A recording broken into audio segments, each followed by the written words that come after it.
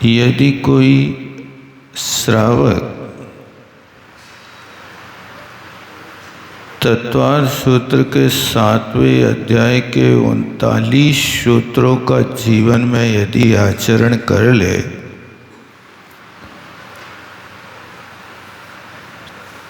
तो घर में रहता हुआ भी संत का जीवन जी सकता।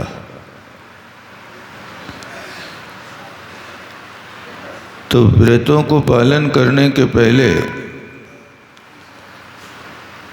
आचार्यों ने कहा पहले से भावना बनाओ, क्योंकि अपन लोक में देखते हैं यदि आप किसी कार्य को करना चाहते हो तो उस कार्य को करने के पहले आप कई बार सोचते हो,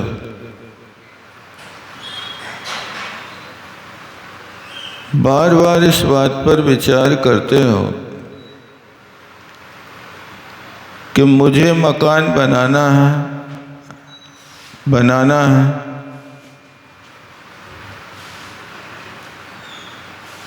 कई बार मन में विचार आते हैं,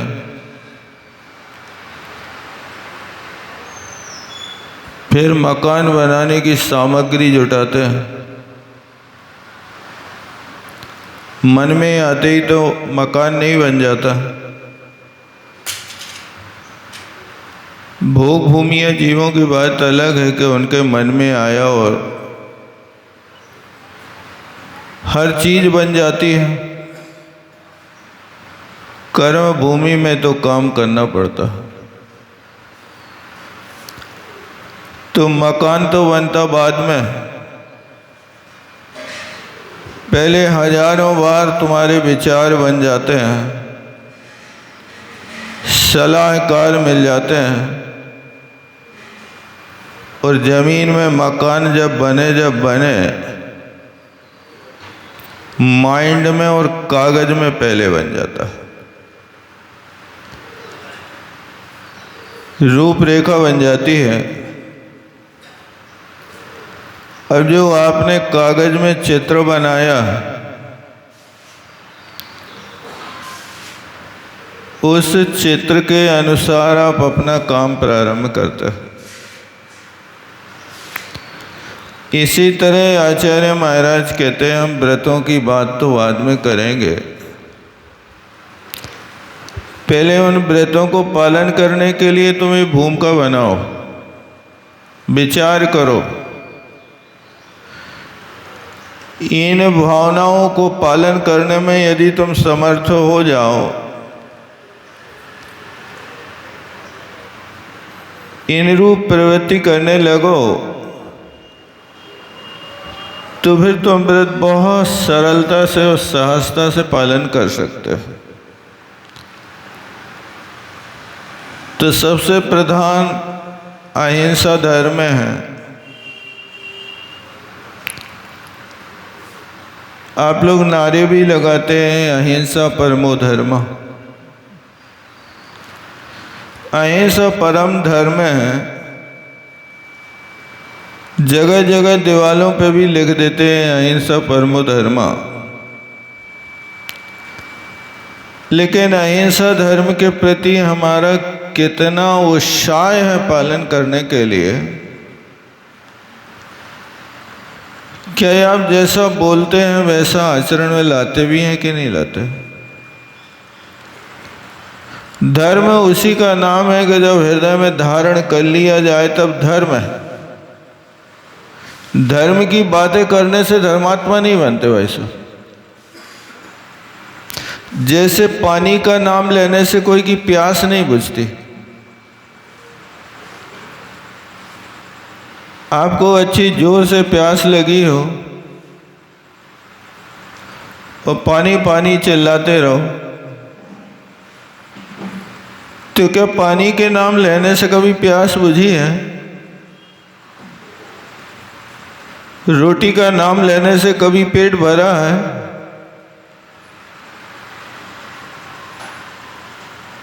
इन नाम से काम नहीं चलता। धर्म का नाम लेने से धर्मात्मा नहीं बनते। धर्मात्मा बनना है तो धर्म का नाम लो या ना लो, आचरण जरूर करो। तो यहाँ अहिंसा धर्म के लिए अपन ने 5 भावनाएं देखी और अहिंसा धर्म का प्रारंभ आचार्य महाराज ने वचनों से प्रारंभ किया। आप अपनी वाणी बहुत नपी तली प्रयोग करें। पहली बात तो है कि बोले ही ना कोई से, लेकिन गृहस्थ अवस्था में ऐसा चल नहीं सकता। तो फिर नियम बना लें, कम बोलें और काम का बोलें। अनावश्यक ढेर लगाने से कोई मतलब नहीं है। आपका व्यापार चलता है, आपके कपड़े की दुकान है तो ग्राहक को 100 साड़ियाँ खोल कर पटक देता और वो देख लेता, लेकिन खरीदना तो ये ही है ना उसको। अब 100 साड़ी खोल के रख रहे हो उसके सामने आप, और पसंद नहीं आए तो फिर कह देता है वैसा पसंद नहीं आ रहे, तो आप उससे नाराज नहीं होते, कोई बात नहीं, आप 2 दिन बाद आना, हमारे पास नया माल आने वाला है, मुझे विश्वास है कि आपको पसंद आएगा। अब 100 साड़ी उसने खुलवा के रख दी, इतना परिश्रम कर लिया और 1 पाई का मुनाफा नहीं हुआ।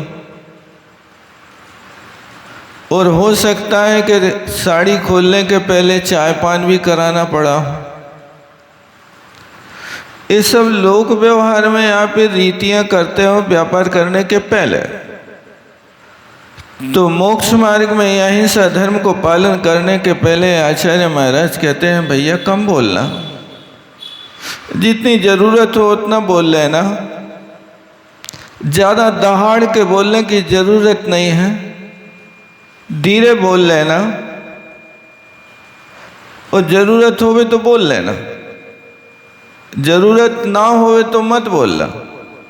ये नियम मत बनाना कि मुखा मस्ती थी भक्ति, मुख तो बोलवे ही कहलाने हैं, इसीलिए चाहे जो कछु बोलत रहो, ऐसा नहीं।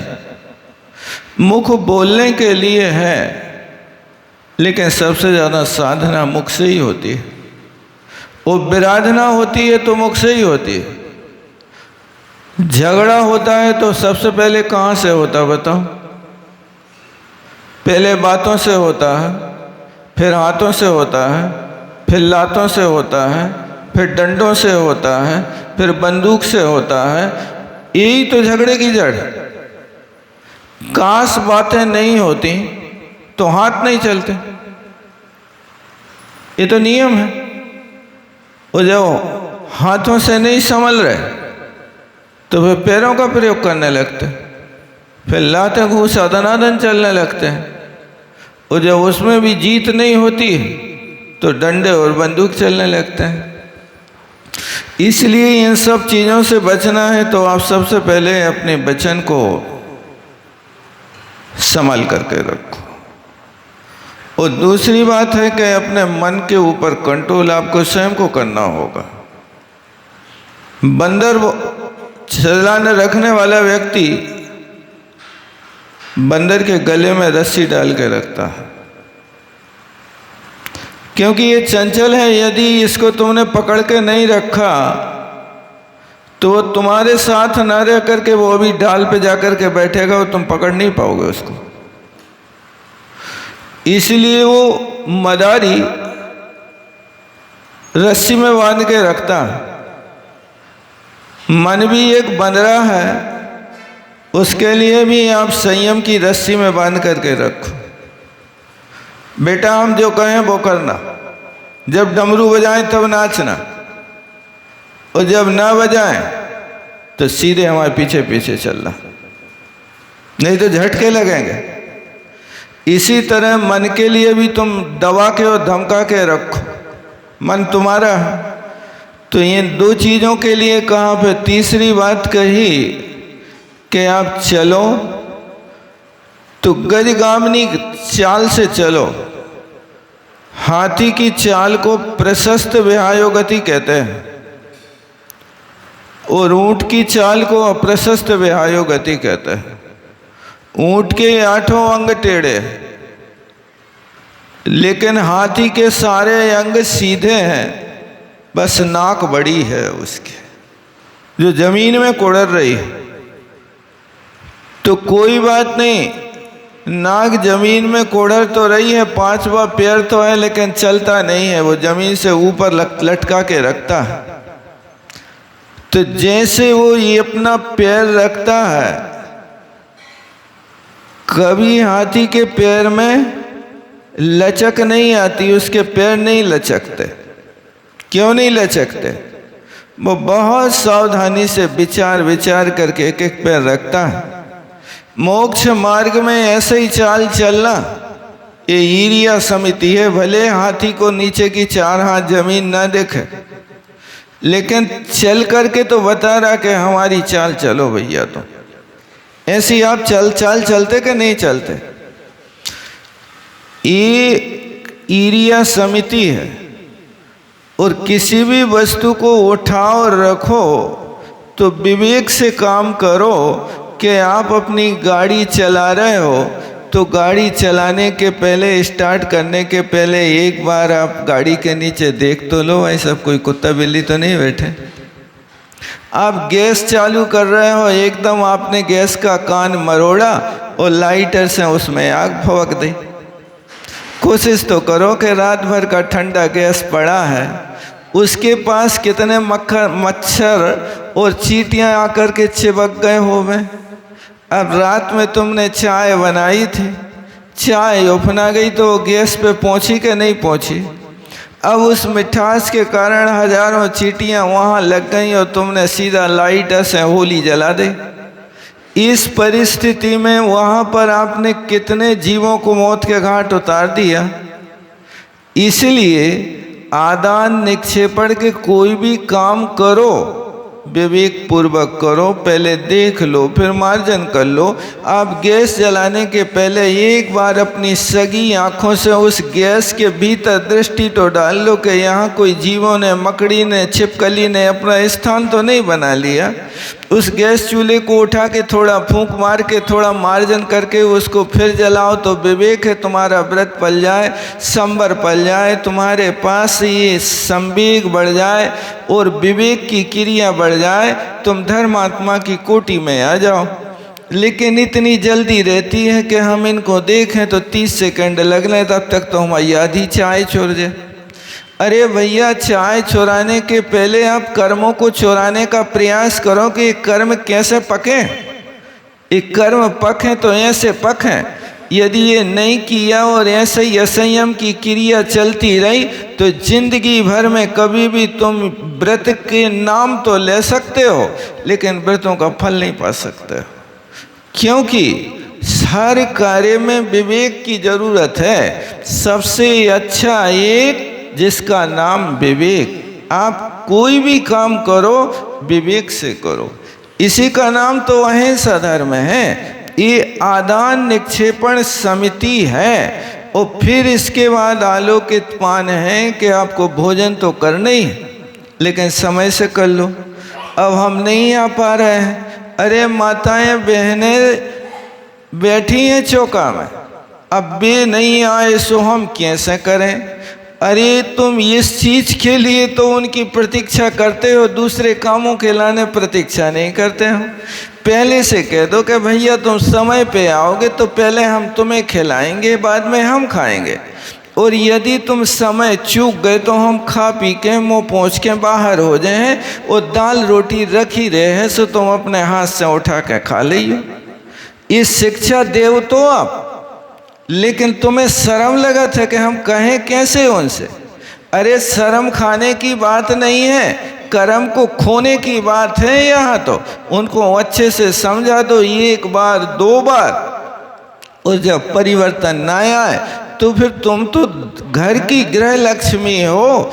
तुम्हें जैसा स्टीयरिंग घूमे हो वैसी गाड़ी चल है। बस कोशिश करने की ज़रूरत है, झगड़ा करने की ज़रूरत नहीं है। ये तो नियम है, 2-4 बार प्रेरणा तो करो, एक बार में काम नहीं होता है। आप मिट्टी के नए घड़े को खरीद के लाओ और 2-4 बार पानी की बूंदें डालो तो उसमें शुष्क हो जाती हैं, दिखाई नहीं देती हैं। इसलिए अनादि काल के असंयमी व्यक्ति को धर्म की बात 2-4 बार कहो तो नए घड़े की तरह वे उसके कान में सूख ही जाती हैं। वो कुछ भी उसके कान पे जुआ नहीं रखता, लेकिन उसी घड़े पे बार बार पानी डालते रहो तो वो घड़ा गीला हो जाता है।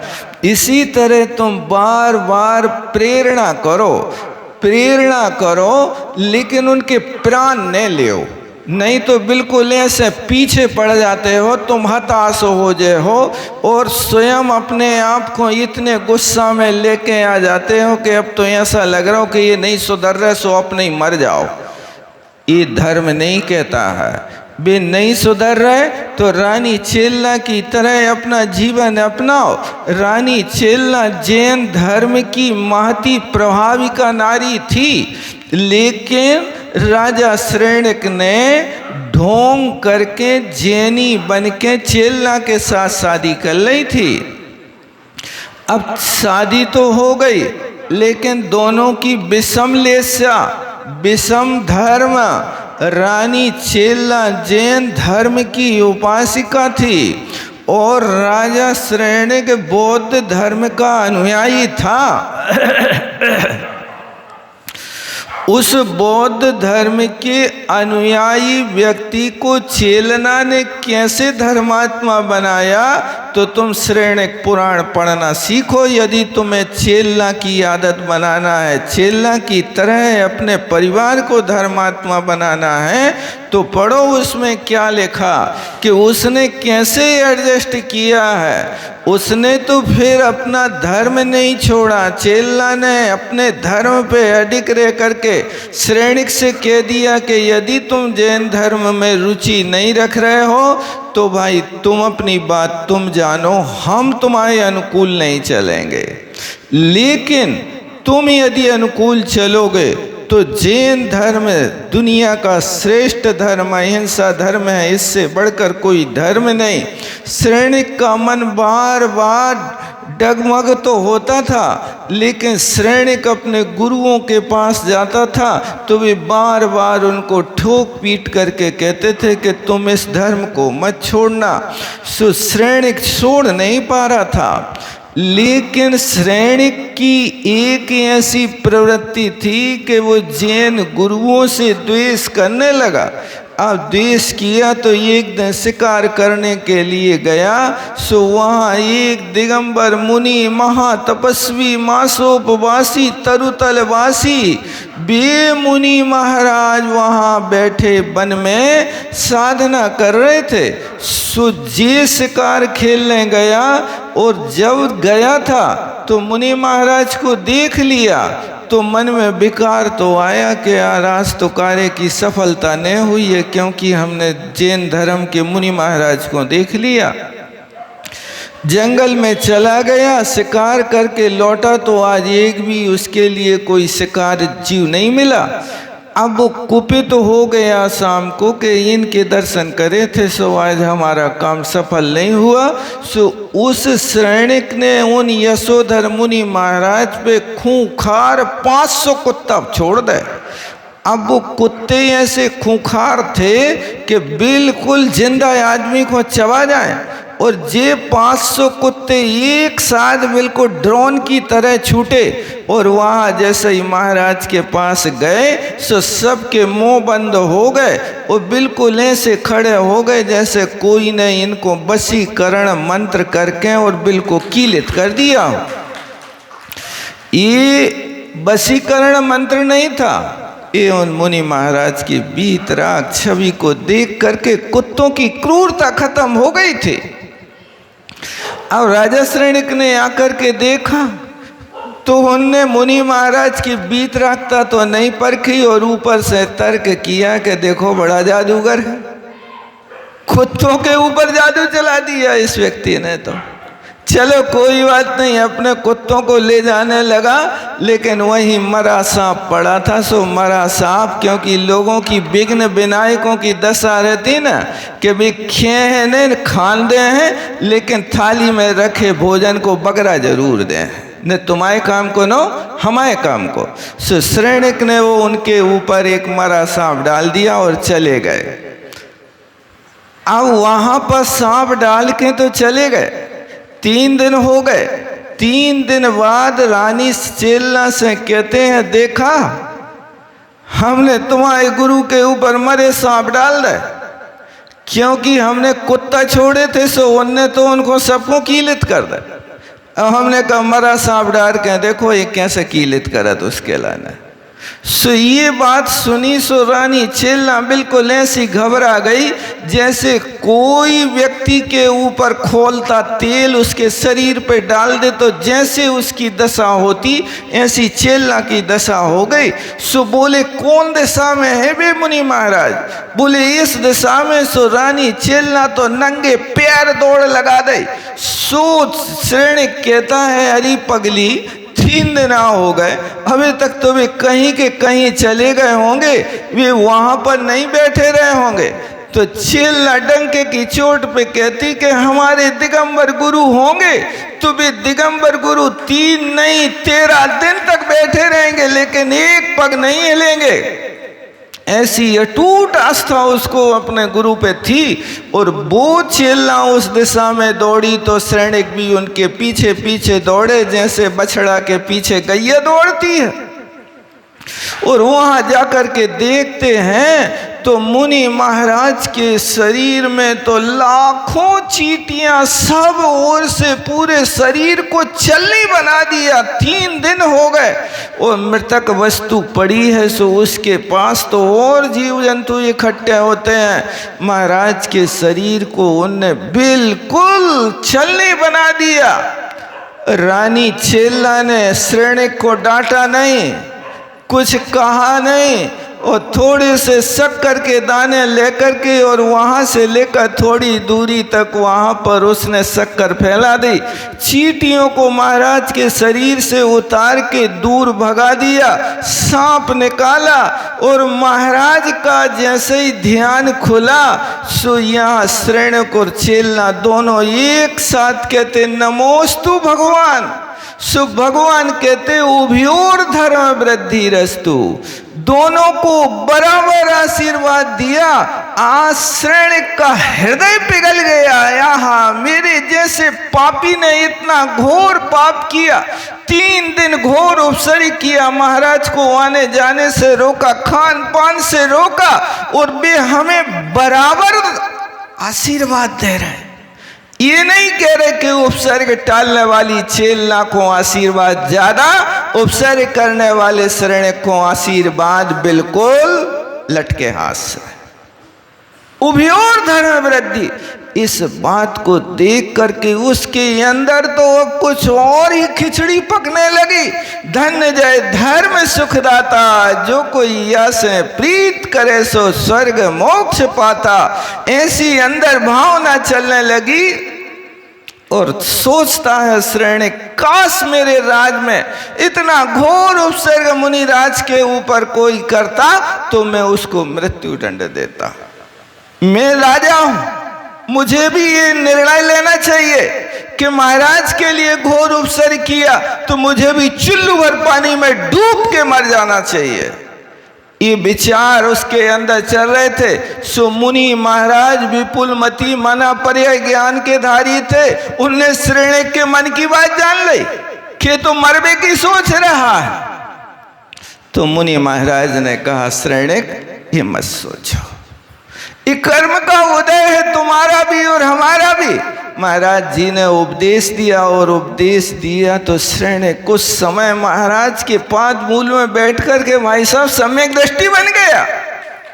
धन्य है, अब सम्यक दृष्टि बना और अब सच्चा जैन बना। देखो मैं ये कहना चाह रहा हूँ कि उस व्यक्ति ने ऐसा धर्म को ग्रहण किया कि आगे चल कर के भगवान महावीर के पादमूल में चाहे एक सम्यक दर्शन प्राप्त किया, तीर्थंकर प्रकृति का बंद कर लिया।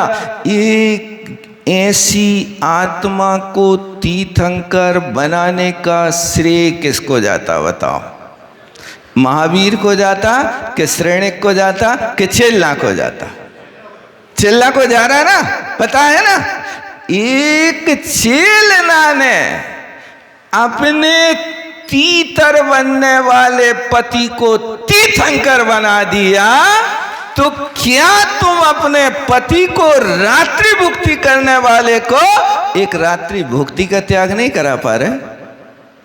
अरे चेला के इतिहास को देखो, उस रीति से चलो तो तुम भी वो काम कर सकती हो।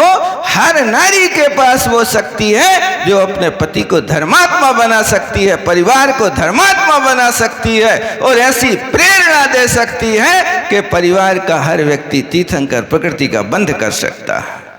बस हारो नहीं, मन से हारने की आवश्यकता नहीं, आप मन से बिजी रहिए। व्यक्ति के लिए बाहर की चुनौतियां नहीं, अंदर की कमजोरियां पराजित करती हैं। बाहर में तो तुम कुछ भी चुनौती दे दो, लेकिन अंतरंग में यदि तुम्हारे पास कमजोरी नहीं है तो तुम सब कुछ कर सकते हो। बस करने की कोशिश करो। ये अहिंसा धर्म की 5 भावनाएं हैं। अब इसके बाद में दूसरा व्रत जिसको सत्य व्रत कहते हैं, उस सत्य को पालन करने के लिए आचार्य महाराज ने कहा कि सबसे पहले तुम्हें 4 चीज़ों का त्याग करना होगा, क्योंकि जैन धर्म त्यागमयी धर्म है। इसमें ग्रहण नहीं होता, इसमें हर वस्तु का त्याग होता है। जहाँ त्याग होता है वहाँ पर धर्म की वृद्धि होती है, और जहाँ ग्रहण होता है वहाँ धर्म का अभाव होता है। मैं पूछता हूँ आपसे कि भाई साहब आप बताइए, पत्थर में मूर्ति शिल्पी ने बनाई है कि पत्थर में मूर्ति थी? क्या है बताओ? शिल्पी ने बनाई है ना, बिल्कुल सत्य है। देखा है कभी आपने? और सोच के बोलो, शिल्पी ने मूर्ति बनाई है कि पत्थर में मूर्ति थी? क्या था? सुन लो, हम बता देते हैं, तुम लोग सोच में पड़ गए हो। शिल्पी ने मूर्ति नहीं बनाई भाई साहब, उस पाषाण के अनावश्यक पत्थर को हटाया है। क्या? उस पाषाण पर लगे अनावश्यक पत्थर को हटा करके उस पत्थर में मूर्ति का आकार तो स्वयं प्रकट हुआ है, बनाई थोड़ी है। जहां मिट्टी लगा लगा करके आंगो पांग बनाए जाते हैं, वो वहां कुम्हार मूर्ति बनाता है। लेकिन यहां तो उसने कुछ जोड़ा नहीं, पत्थर के सारे कलेवर को तोड़ तोड़ करके उसने भगवान प्रकट किए हैं। उसने कुछ नहीं बनाया, कुछ भी नहीं लगाया है। उसने तो सिर्फ अपनी बुद्धि लगाई, छेनी हथौड़ा चलाया है इसी तरह तुम्हें भी कछु नहीं बनाना। भगवान बनना है तो भगवान कहीं बाहर से नहीं लाना है। भगवान तो आत्मा है। आत्मा पर लगा जो अनावश्यक कलेवर है ज्ञानावरणी दर्शनावरणी यंत्राय मोहिनी का, इसको तुम शिल्पी बन करके हटाने की कोशिश करो और हटेगा तो भगवान बन जाओगे। कुछ भी नहीं करना है, बस हटाना है, उसमें जोड़ना कुछ नहीं है। एक बार पंडित जगमोहन लाल जी जयपुर प्रतिमा खरीदने के लिए गए, तो शिल्पी के यहाँ प्रतिमा खरीदने गए तो उस समय उस शिल्पी ने प्रतिमा की कीमत 4000 बताई। और उसी वक्त एक दूसरा व्यक्ति आया जो कृष्ण जी की मूर्ति लेना चाह रहा था, उसके लिए 400 की मूर्ति बताई। तो पंडित जी उसके बीच में सौदा के समय ग्राहक इनको बिगड़ने जाए, इसलिए उन्हें कुछ नहीं कहा, देख लिया और उनका सौदा 300 रुपया में हो गया और वो उनकी मूर्ति लेके चला गया।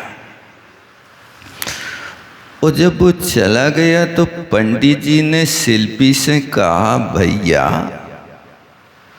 तुम्हें हम जैनी भाई ठगने को मिलते हैं। देखो उतनी बड़ी प्रतिमा तुमने 300 में बेच दी और हमायला ने 4000 बता रहे। तो शिल्पी ने बड़ा प्यारा उत्तर दिया। पंडित जी ने फिर कुछ नहीं कहा उनसे। उस शिल्पी ने कहा, भैया तुम बिल्कुल सत्य कह रहे हो, लेकिन मैं जब दिगंबर प्रतिमा बनाता हूँ तो 10 पत्थरों पे टांकी चलाने के बाद एक निर्दोष पत्थर मिलता है, जिस निर्दोष पत्थर में कोई विकार नहीं होता है, और उस पत्थर की फिर दिगंबर मुद्रा बनाई जाती है, तब दिगंबर भगवान बनते हैं। लेकिन इनकी यहाँ तो हम पत्थर को छांटना नहीं पड़ता, जो भी पत्थर आता उससे बना करके रंग रोगन चढ़ा करके यदि विकार भी होता है तो हम उस विकार को रंग रोगन में ठग देते हैं। तुम्हारी वीतराग मुद्रा में कौन सा रंग लगाए हम के जिससे उसके माध्यम तुम्हारा दोष ढक जाए। इसलिए पैसे इसके नहीं हैं, 10 पत्थर मेरे खराब हुए हैं, मैंने एक पत्थर में ये वीतराग तक खोज पाई है, पैसा उसके ले रहा। शिल्पी की बात को सुनकर के भले ही वो बातों को बादशाह हुए, कोई बात नहीं, लेकिन शिल्पी की बात को सुनकर के दिगंबर धर्म के ऊपर ये उत्साह हुआ कि यहाँ धन्य है हमारा धर्म। इस बात को एक व्यापारी भी जानता है कि दिगंबर मुद्रा में कुछ छिपाया नहीं जाता है, कुछ रखा नहीं जाता, कुछ जोड़ा नहीं जाता है, सब कुछ यहाँ छोड़ा ही छोड़ा जाता है। इसलिए ये त्याग की बात यहाँ आती है। ऐसे सत्य धर्म को, सत्य व्रत को पालन करने के लिए जो दूसरा व्रत है, उसके लिए आचार्य महाराज ने 4 चीज़ों की बात कही है। घबरा नहीं जाना, वो बेकार है, निकल जाए तो अच्छा है। आप डॉक्टर हो, आँख दिखाते हो और आँख देखने के बाद डॉक्टर कहे मोतियाबिंद है, तो क्या करते हो? तत्काल निकालने की कोशिश करते हो, कहते हो चलो ठीक है एक ही वो, और कितने मोती हो सकत हमारी आँख में बता दो भैया, कम से कम मोती संभाल के तो रखें आँख में, बाहर नहीं है तो अंदर तो संभाल लें। क्या करते बताओ? मोतिया बिंदु हो गया तो अच्छा है कि बुरा है? बुरा है, संभाल के नहीं रखते, नहीं रखते। जैसे मोतियाबिंद की बात सुनते हो तत्काल ऑपरेशन कराने की बात आ जाती है। इसलिए आत्मा के ऊपर विकारी भाव का मोतियाबिंद हो जाए तो क्या करो? संभाल के रखो, के निकालने की कोशिश करो। कल करेंगे अपन। बोलो आचार्य गुरु विद्यासागर जी महाराज के। जावाणी के ज्ञान से सूझे लोकालो, सवाणी मस्तक धरूं सदा देता। हे जनवाणी भारती तो जपो तन, जो तेरो शरणांग है सो पावे सुख चैन। देव भजो अरहंत को, गुरु सेवो निर्ग्रंथ, दया धर्म पालो सदा यही मोक्ष का पन।